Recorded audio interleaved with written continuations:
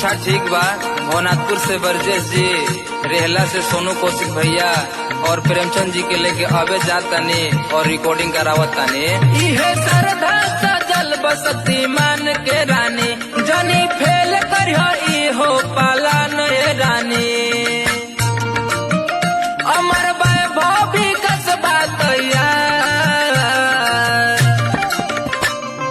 माई गढ़ा देवी ला सोरह सिंगार जाके ले आदि कलकत्ता बाजार। माई गढ़ा देवी ला